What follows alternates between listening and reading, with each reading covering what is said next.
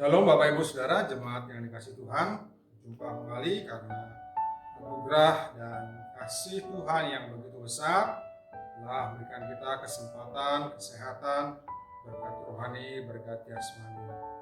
Bapak Ibu Saudara, dalam ibadah keluarga pada hari ini kita mau belajar bersama-sama bagaimana hubungan kita dengan Tuhan.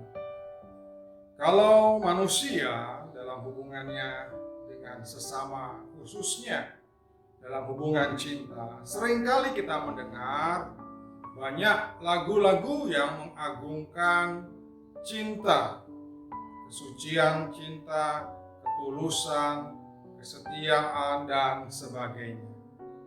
Sedemikian rupa cinta dijunjung tinggi sebagai ungkapan hubungan yang sangat-sangat berharga. Bagaimana hubungan kita dengan Tuhan, Bapak Ibu Saudara? Seringkali kita juga menyanyikan lagu ungkapan kasih dan cinta kita kepada Tuhan dengan ungkapan hanya Engkau yang ada di dalam hatiku. Hanya Engkau satu-satunya dan seterusnya. Nah, Bapak Ibu Saudara yang dikasihi Tuhan, mungkin lagu itu bisa saja adalah hanya ucapan bibir semata. Berbeda dari segala ketulusan dan kesungguhan dari hati kita yang terdalam. Pada kesempatan ini kita akan belajar hubungan yang sangat dekat, hubungan kualitas cinta yang sedemikian luar biasa, yang seharusnya ini menjadi tujuan, keutamaan dalam pengiringan kita dalam kehidupan iman dan kerohanian kita. Mari kita baca bersama-sama dalam Mazmur pasal 73 ayat 25 dan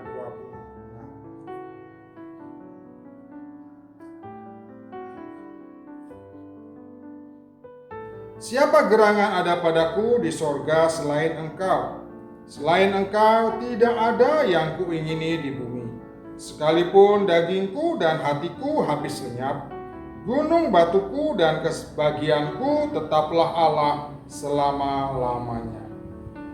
Bapak Ibu Saudara yang dikasihi Tuhan, Mazmur pasal 73 ayat 25 dan 26 ini merupakan suatu ungkapan cinta yang sangat dalam, sangat tulus dan sangat intim dari seorang manusia kepada Tuhan. Ayat ini berkata, siapa gerangan ada padaku di sorga? Selain Engkau, selain Tuhan, tidak ada yang diingini di bumi. Ini merupakan sebuah ungkapan cinta, hubungan yang sangat khusus, spesial dan sangat eksklusif antara seorang manusia dengan Tuhan.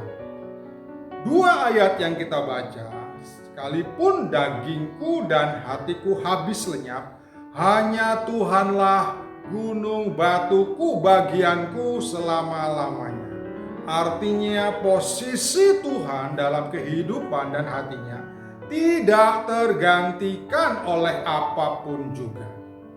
Paling tidak kita pelajari hari ini ada dua makna. Hanya Engkau yang kuingini. Ada pengertian makna yang pertama dari hanya Engkau yang kuingini adalah dia meyakini kehidupannya. Dia menyadari hidupnya bukan berasal dari dunia. Ketika pemazmur berkata, siapa ada padaku selain Engkau di sorga? Tidak ada yang aku ingini di bumi, itu ungkapan yang berarti bahwa dia berasal dari atas. Berasal dari atas artinya dia lahir dari Allah. Karena dia memiliki kerinduan, dia memiliki kasih, dia memiliki kekasih hati dan cinta ada di sorga. Orang yang seperti ini, orang yang merindukan Tuhan, tidak ada yang lain yang dia ingini di bumi. Berarti Tuhanlah kekasih hatinya. Orang yang berasal dari atas, dia akan mencari kekasih hatinya. Dia akan memikirkan perkara-perkara yang di atas, seperti yang firman Tuhan katakan dalam Kolose pasal 3 ayat yang kedua. Carilah perkara-perkara yang di atas, bukan yang di bumi. Dan ketika orang berkata, siapa ada padaku di sorga? Tidak ada yang aku ingini di bumi. Ketika orang berkata demikian, sejatinya orang itu adalah orang yang berasal dari atas. Tidak ada yang bisa memuaskan hatinya selain hanya Tuhan. Tidak ada yang dia ingini di bumi selain hanya Tuhan. Fokus hidupnya hanya Tuhan dan kerajaannya. Hatinya dipenuhi dengan hubungan yang khusus, hubungan kasih yang tulus antara dia dengan Tuhan. Nah, Bapak Ibu Saudara yang dikasihi Tuhan, berasal dari atas ini terdapat di dalam Injil Yohanes pasal 17 ayat yang ke-16. Tetapi ayat yang ke-21, Yohanes pasal 17 ayat 21 berkata demikian. Supaya mereka semua menjadi satu, sama seperti Engkau ya Bapa, di dalam aku, dan aku di dalam Engkau, agar mereka juga di dalam kita, supaya dunia percaya bahwa Engkaulah yang telah mengutus aku. Saya ulangi, ada sebuah anak kalimat, frase yang sangat luar biasa, agar mereka menjadi satu di dalam kita. Bapak Ibu Saudara, betapa luar biasanya ayat ini. Allah yang Maha Kuasa, Khalik langit dan bumi, yang menciptakan jagat raya yang maha luas, ingin bersekutu, ingin bersatu dengan manusia, ciptaannya yang sesungguhnya fana. Allah dan Yesus sudah menjadi satu. Tetapi di ayat 21 ini, agar mereka menjadi satu di dalam kita. Itu adalah sebuah penawaran hubungan yang sungguh luar biasa. Dalam doanya Yesus mengharapkan, Yesus menginginkan ada persatuan, bukan hanya dirinya dengan Bapa, tetapi juga manusia dengan Bapa dan Yesus. Dan bukan sembarang manusia yang masuk dan terhisap dalam unity dengan Bapa. Mazmur pasal 73 jelas menyatakan, siapa ada padaku di sorga?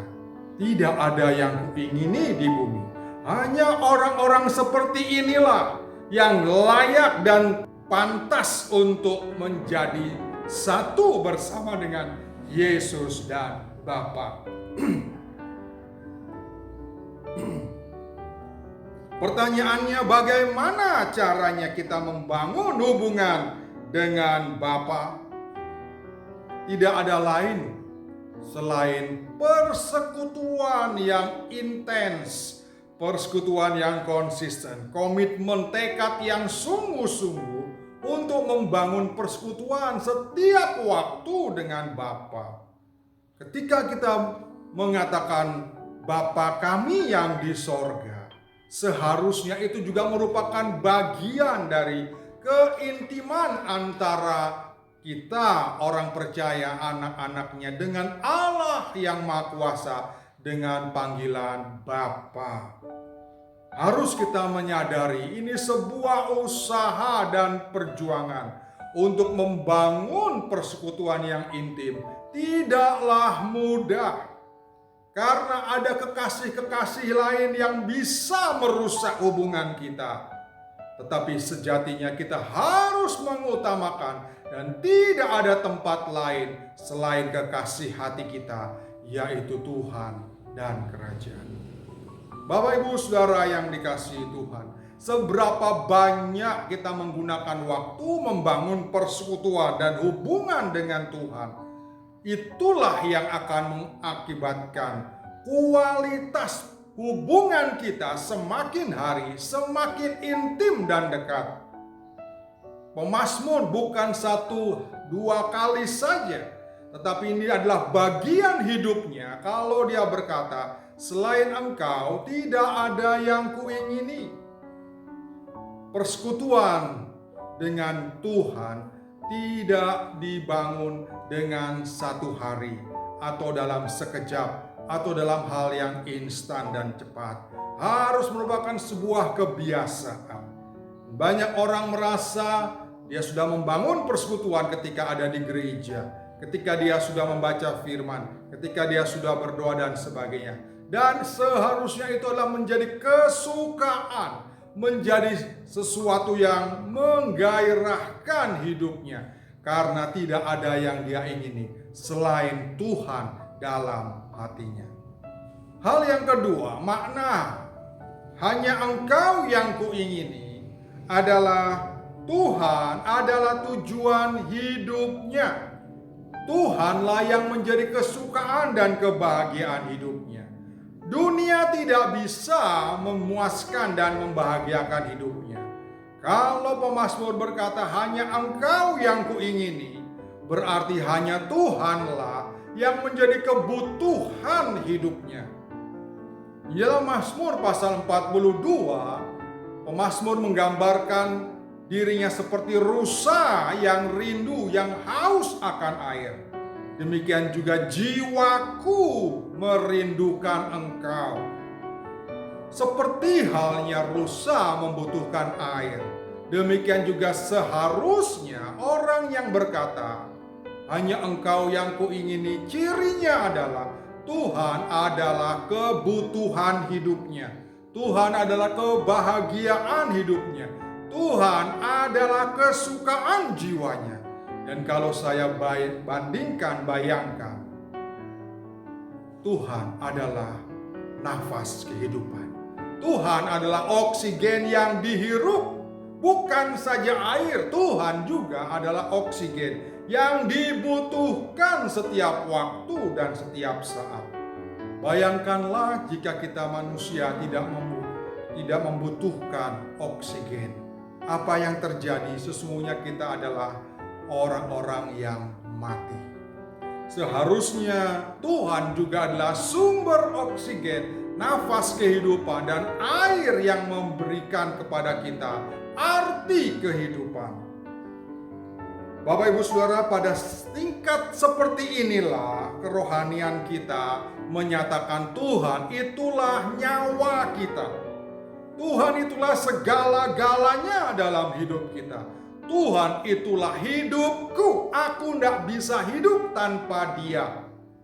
Hubungan cinta antara pria dan wanita seringkali digambarkan dengan lagu I Can't Stop Loving You.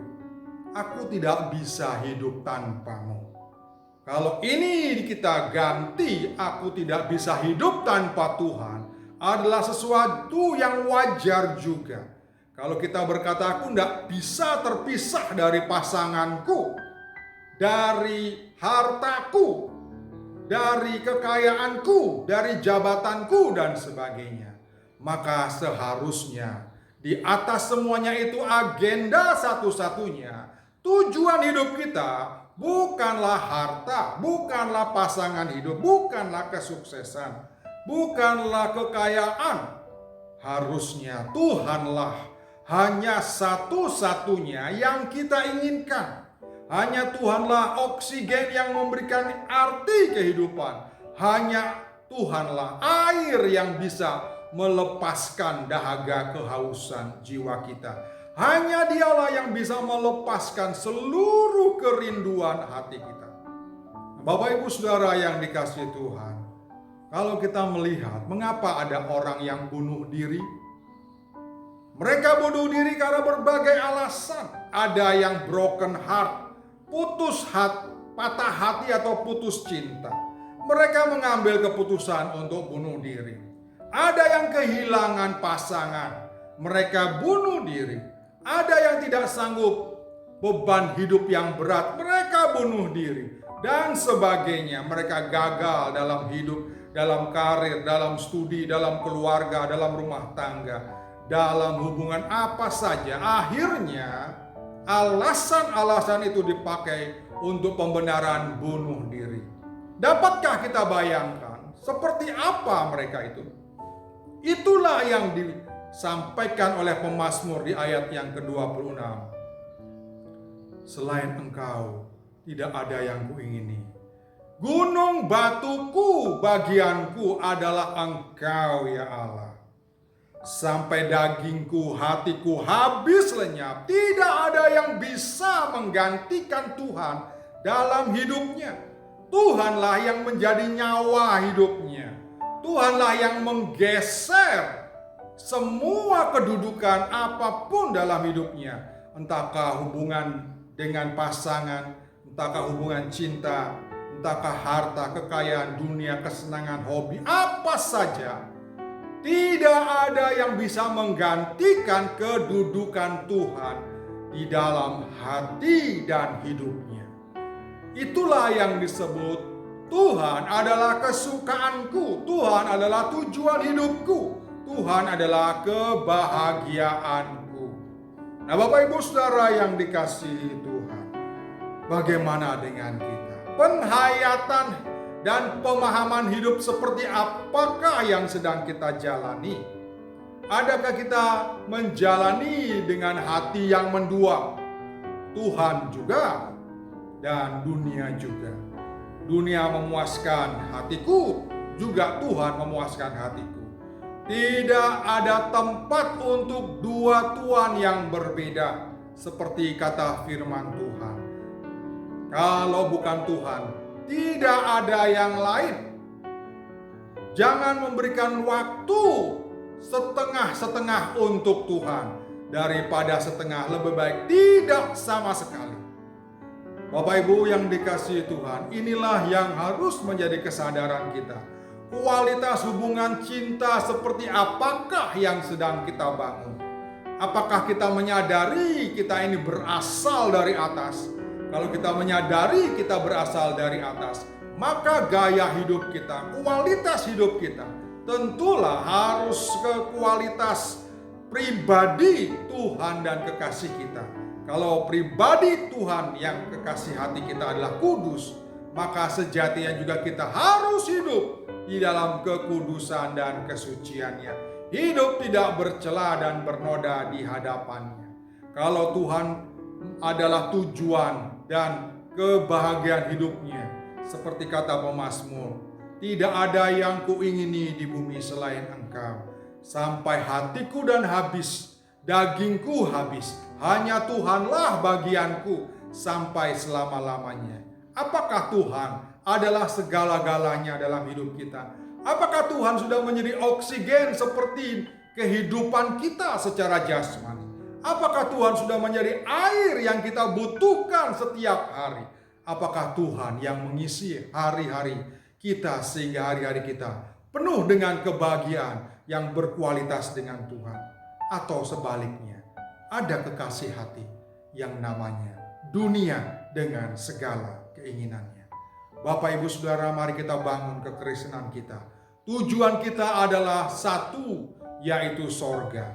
Supaya di mana Tuhan berada, di situ kita berada. Dan kualitas hubungan ini adalah sesuatu yang harus diperjuangkan. Bukan datang secara instan dan secara tiba-tiba. Tapi kita harus membiasakan membangun kualitas cinta dengan ketulusan di hadapan Tuhan. Amin. Tuhan Yesus memberkati.